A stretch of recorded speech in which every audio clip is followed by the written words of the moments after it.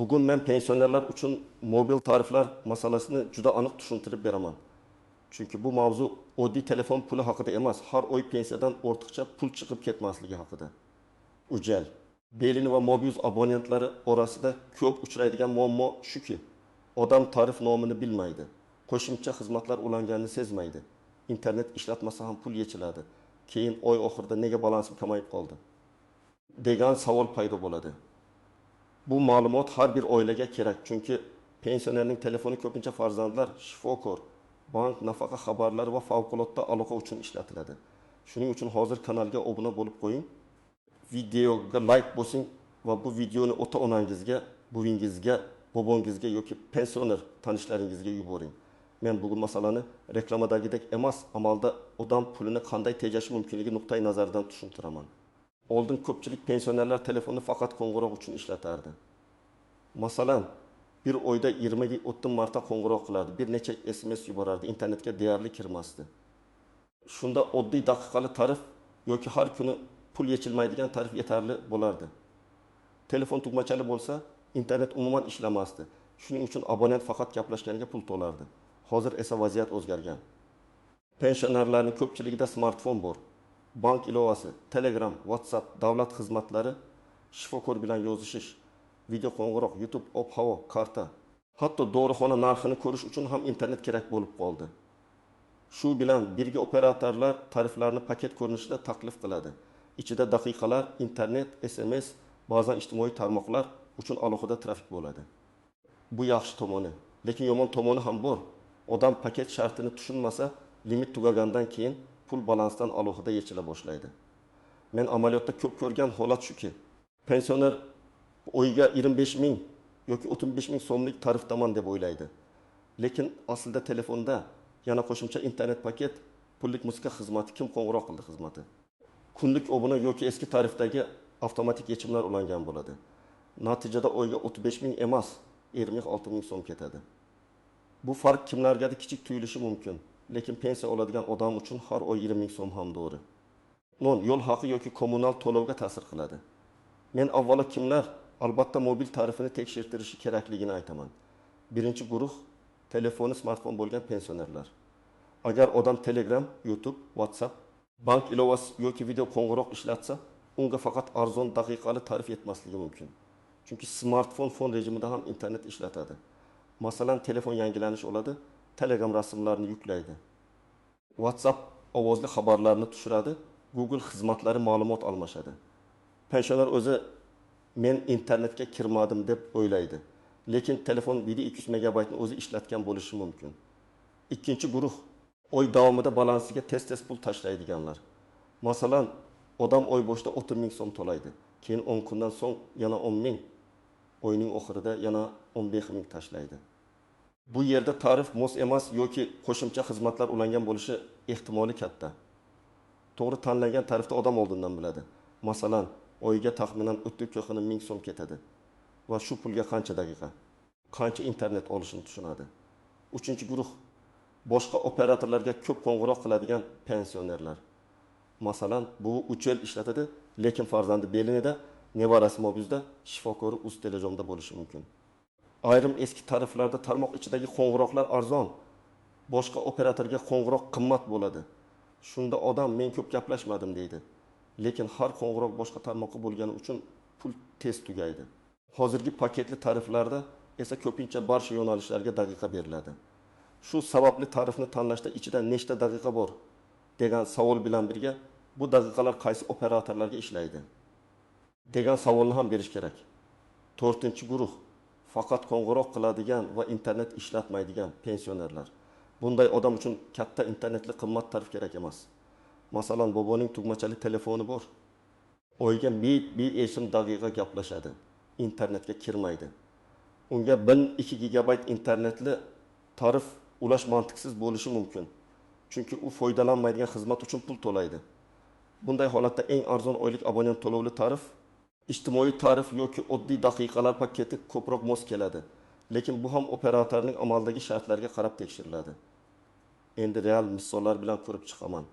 Birinchi misol 6-7 yoshli opa Ujelda. U har kuni qiziga 5 daqiqa qo'ng'iroq qiladi. Haftasiga 2 marta shifokorga telefon qiladi. Telegramda nevaralar rasmini ko'radi. Bir oyda taxminan 2300 daqiqa gaplashadi va 2-300 gigabayt internet ishlatadi. Bunday odamga juda katta internetli tarif shart emas, lekin umuman internetsiz tarif ham xavfli. Chunki internet paketi bo'lmasa, Telegram yoki WhatsApp ishlaganda pul megabayt bo'yicha qimmat yechilishi mumkin. Men bunday vaziyatda operator ofisiga borib, eng kichik oylik internet va yetarli daqiqa beradigan tarifni so'rashni tavsiya qilaman. Muhimi, tarifda internet tugagandan keyin nima bo'lishini albatta so'rash kerak. Tezlik pasayadimi yoki balansdan pul yechiladimi?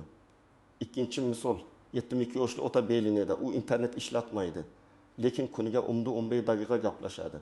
Farzandlari turli operatorlarda bir oyda 4 daqiqagacha ketadi.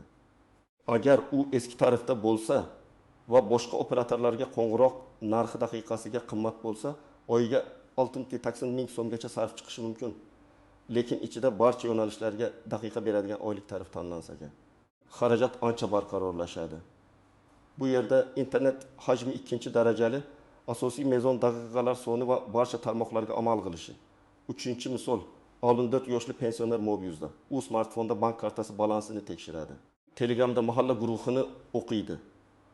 Ba'zan YouTube'da diniy yoki sog'liq haqidagi videolarni ko'radi. U men faqat ozgina ko'raman deydi. Lekin YouTube 10 daqiqada ham 100-200 megabayt yeb qo'yishi mumkin. Sifat yuguri bo'lsa bundan ham ko'p. Bir oyda 5-8 gigabayt internet ketadi. Agar tarifda 2 gigabayt bo'lsa, qolgan trafik uchun alohida pul yechilishi ehtimoli bor. Shuning uchun bunday odamga kichik emas. O'rtacha internetli tarif foydaliroq bo'lishi mumkin. Ba'zan 10 ming so'm qimmatroq tarif tanlash oy oxirida 30 ming so'm ortiqcha to'lashdan yaxshiroq.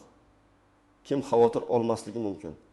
Agar sizning telefoningiz tugmachali bo'lsa, internet sozlamalari ochiq bo'lsa, har oy bir xil miqdorda pul ketayotgan bo'lsa va balans kutilmaganda kamaymasa, katta xavotir yo'q.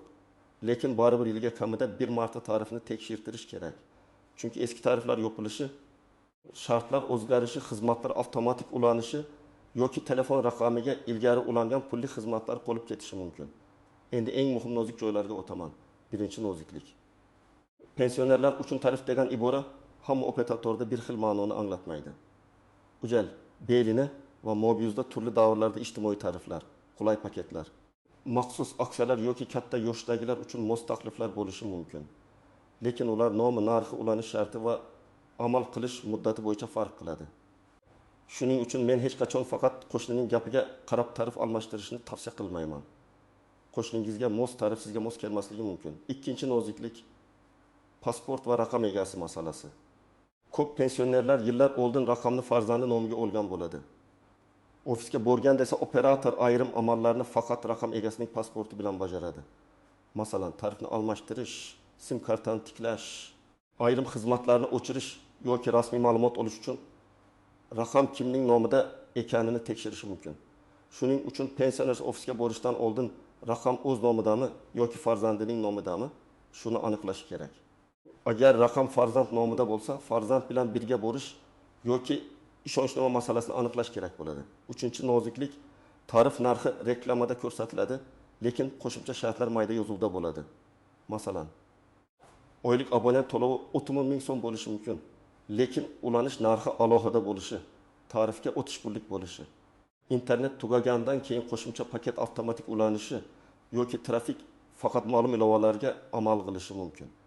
Men doim bitta savolni berishni maslahat qilaman. Agar paketim tugasa, balansimdan avtomatik pul yechiladimi? Mana shu savol ko'p ortiqcha xarajatlarning oldini oladi. 4-noziklik, ijtimoiy tarmoqlar uchun berilgan internet oddiy internet bilan bir xil emas. Ba'zi tariflarda Telegram, WhatsApp, Facebook yoki boshqa ilovalar uchun alohida trafik bo'lishi mumkin. Lekin bu degani hamma narsa bepul degani emas. Masalan, Telegramda video tashqi havola orqali ochilsa, YouTube videosi ko'rilsa, brauzer ochilsa yoki ilova yangilansa, bu oddiy internetdan ketishi mumkin. Pensioner buni bilmasa, Telegram bepul edi-ku deb o'ylaydi, lekin aslida boshqa trafik ishlatilgan bo'ladi.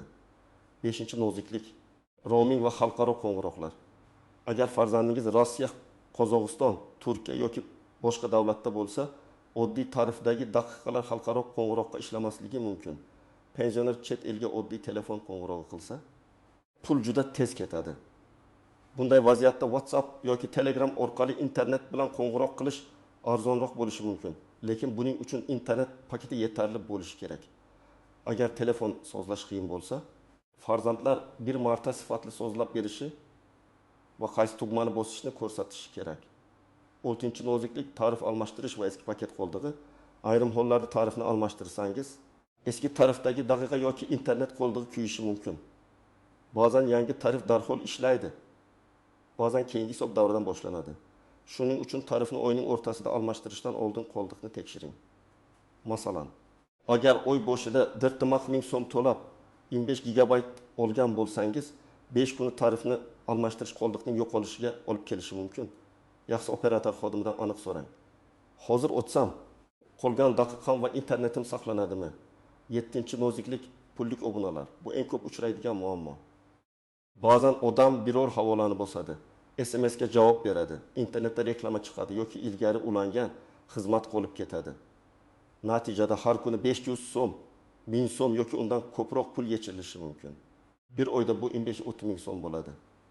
Pensioner buni sezmasligi mumkin, chunki har kuni kichik summa ketadi. Men bunday vaziyatda operator ilovasida yoki ofisda barcha pulli xizmatlar ro'yxatini chiqarib, keraksizlarini o'chirishni talab qilishni maslahat beraman. 8. noziklik SIM karta interneti va Wi-Fi farqi. Uyda Wi-Fi bo'lsa avtomatik Wi-Fi ga ulanadi deb o'ylashadi. Lekin Wi-Fi paroli o'zgargan bo'lsa, modem o'chgan bo'lsa yoki telefon Wi-Fi dan uzilib qolsa, mobil internet ishlay boshlaydi. Shuning uchun pensioner uyda YouTube ko'rayotganda yuqorida Wi-Fi belgisi bor yo'qligini tekshirishi kerak. Farzandlar esa telefon sozlamasida mobil internet limitini qo'yib berishi mumkin. Bu juda foydali, chunki limitdan keyin telefon ogohlantiradi. Endi nima qilish kerakligini aniq aytaman. Birinchi qadam. Oxirgi bir oydagi real foydalanishni aniqlang. Taxmin bilan emas, raqam bilan. Telefoningizda operator ilovasi bo'lsa, qancha daqiqa gaplashganingizni, qancha internet ishlatganingizni, qancha SMS yuborganingizni ko'ring. Agar ilova yo'q bo'lsa, operatorning qisqa USSD kodlari orqali qoldiq va tarifni tekshirish mumkin. Lekin kodlar va menyular vaqti bilan o'zgaradi. Eng ishonchli yo'l operatorning rasmiy ilovasi, rasmiy sayti. Aloqa markazi yoki yaqin ofisi. Ikkinchi qadam, raqam kimning nomida ekanini aniqlang. Agar raqam pensionerning o'z nomida bo'lsa, pasport yoki ID karta bilan ofisga borish osonroq. Agar farzand nomida bo'lsa, farzand ham birga borsin. Bu vaqt oladi, lekin keyinchalik SIM karta yo'q bo'lsa, bloklansa yoki tarif bo'yicha nizo chiqsa, muammo bo'lmaydi. 3-qadam operator xodimiga umumiy gap emas, aniq talab ayting. Masalan, menga eng arzon tarifni ulang demang. Chunki eng arzon tarif sizning holatingizga mos kelmasligi mumkin. Buning o'rniga shunday deng. Men oyga taxminan 300 daqiqa gaplashaman. 3 gigabayt internet ishlataman. Boshqa operatorlarga ham qo'ng'iroq qilaman. Menga abonent to'lovi oldindan ma'lum bo'lgan, paket tugaganda balansdan ortiqcha pul yechilmaydigan variant kerak. Mana shunday aytsangiz, xodim ham sizga mosoq taklif beradi. 4-qadam. Keraksiz xizmatlarni o'chiring. Ofisda yoki aloqa markazida mening raqamimda qanday pullik xizmatlar ulangan deb so'rang. Faqat tarifni emas, alohida xizmatlarni ham tekshiring. Menga reklama, musiqa obuna, tanishuv, kontent, pullik xabarnoma xizmatlari kerak emas, barchasini o'chirib bering deb aniq ayting. Keyin SMS orqali tasdiq kelganini kuting. 5-qadam, internet tugaganda nima bo'lishini oldindan biling. Agar operator internet tugasa, qo'shimcha paket avtomatik ulanadi desa, bu sizga kerakmi yo'qmi o'ylang. Pensioner uchun ba'zan avtomatik paket qulay, chunki aloqa uzilmaydi. Lekin pul nazorati muhim bo'lsa, avtomatik yechimlarni o'chirish foydaliroq. Ayniqsa telefonni bola yoki nabira ham ishlatsa internet tez tugashi mumkin. 6-qadam, har oy bir kunda balansni tekshirish odatini kiriting. Masalan, pensiya tushgan kuni yoki oyning birinchi sanasida balansni. Tarif qoldig'ini va keyingi yechim sanasini tekshiring. Agar oylik to'lov 35 ming bo'lsa, balansda kamida 35 ming va biroz zaxira pul bo'lsin. Aks holda tarif vaqtida yangilanmaydi. Paketlar ishlamay qoladi va qo'ng'iroq yoki internet oddiy narxda ketib, pul ko'proq sarflanishi mumkin.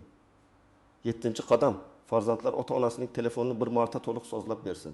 Mobil internet limitini qo'yish, keraksiz ilovalarni o'chirish, avtomatik video yuklanishini cheklash, Telegram va WhatsAppda media yuklanishni Wi-Fi bilan cheklash juda katta foyda beradi. Masalan, Telegramda har bir rasmga video avtomatik tushaversa. 2 GB internet bir necha kunda tugashi mumkin. Agar avtomatik yuklanish o'chirilsa, pensioner faqat o'zi kerak narsani ochadi va trafik tejaladi. 8-qadam operator tanlashda faqat tarif narxiga qaramang. Uchel, Belini va Mobius bo'yicha eng muhim savol siz yashaydigan joyda aloqa sifati qandayligidir. Qishloqda, hovlida ko'p qavatli uyning ichida yoki ish joyida qaysi operator yaxshi ushlashi farq qiladi. Eng arzon tarif ham signal yomon bo'lsa foydasiz. Pensioner shifokorga qo'ng'iroq qila olmasa, bank SMS kelmasa yoki favqulodda holatda aloqa bo'lmasa, tejalgan 5-10 ming so'mning ma'nosi qolmaydi. 9-qadam. Tarifni almashtirishdan oldin 3 ta operatorni solishtiring. Lekin raqam ko'chirish masalasida shoshilmang. Agar sizda Uchel yaxshi ushlasa, faqat kimdir Belini arzonroq degani uchun o'tib ketmang. Agar Mobiusda oilangizning ko'pchiligi bo'lsa va ichki qo'ng'iroqlar qulay bo'lsa, shuni ham hisobga oling. Agar Belin sizning hududingizda internetni barqaror bersa, bu ham muhim. Narx, daqiqa, internet. Aloqa sifati va xizmat ko'rsatish bitta joyda baholanadi. 10-qadam. Aldanmaslik uchun faqat rasmiy manbadan foydalaning. Telegram guruhidagi noma'lum havola pensionerlar uchun bepul tarif degan SMS pasportingizni yuboring. Ulab beramiz degan odamlar xavfli. Operator tarifni pasport rasmini messenjerda yuborish orqali emas, rasmiy ilova, rasmiy ofis yoki rasmiy aloqa markazi orqali rasmiylashtiradi. Ayniqsa bank kartasi ma'lumotlari, SMS kod, pasport surati va telefoningizga kelgan tasdiqlash kodlarini hech kimga bermang. Men pensionerlar uchun eng to'g'ri yondashuvni shunday ko'raman: avval real foydalanishni o'lchaysiz, keyin ortiqcha xizmatlarni o'chirasiz, keyin mos tarif tanlaysiz, keyin har oy nazorat qilasiz. Bu ish bir marta tartibga solinsa, keyingi oylarda pul ancha barqaror ketadi. Eng katta xato esa telefon ishlayapti-ku, tegmay turaylik deyish. Telefon ishlashi mumkin, lekin ichida har kuni pul yeyayotgan xizmat bo'lishi ham mumkin. Bugun men Uchel, Belini va Mobiusda pensionerlar uchun mobil tarif tanlashda eng muhim narsalarni tushuntirdim. Tarif nomiga emas, real foydalanishga qarash kerak. Daqiqa, internet va qo'shimcha xizmatlarni alohida tekshirish kerak. Paket tugaganda pul qanday yechilishini oldindan bilish kerak. Raqam kimning nomida ekanini aniqlash kerak va eng muhimi, faqat rasmiy manbaga ishonish kerak. Agar siz pensioner bo'lsangiz yoki ota-onangiz, buvingiz, bobongiz telefon ishlatsa, bugunoq ularning tarifini tekshirib ko'ring. Balki ular har oy 10 ming, 20 ming, hatto 10 ming so'm ortiqcha to'layotgandir. Izohlarda yozing. Siz qaysi operatorni ishlatasiz? Oyga taxminan qancha pul ketadi va tarifingizdan rozimisiz? Videoga like bosing, kanalga obuna bo'ling va bu ma'lumotni yaqinlaringizga yuboring.